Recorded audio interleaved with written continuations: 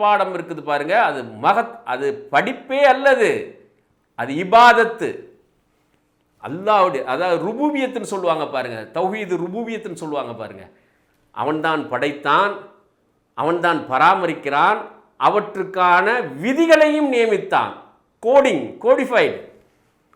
உயிரியல் சார்ந்த உயிர்கள் அனைத்துக்குமே வந்துட்டு பக்காவா இட்ஸ் கோடிஃபைடு.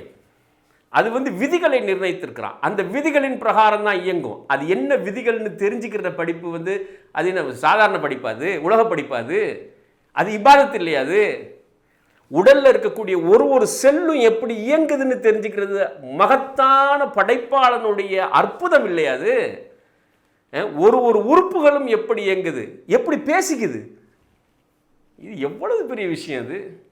அதனால பிள்ளைகளுக்கு சொல்லித்தரது, நீ 5 நேரம் தொழுகிற மாதிரி, நோன்பு வைக்கிற மாதிரி, உன்னுடைய இபாதத்துகள் என்னவோ அல்லாஹ்வுக்கு செய்யக்கூடிய வணக்கங்கள் இருக்கு பாருங்க, அதுக்கு நிகரான வணக்கம் அல்லாஹ்வுடைய படைப்புகள் குறித்து அறிந்து கொள்வது. அதனுடைய ரகசியத்தை இந்த படைப்புகளுடைய ரகசியத்தையும் அதனுடைய நுட்பத்தையும் அதனுடைய அற்புதத்தையும் தெரிஞ்சிக்க ஈமானுடைய பிடிமானம் ஜாஸ்தியாகும். இந்த இலக்கோடு பிள்ளைகளை படிக்க வைக்கணும்.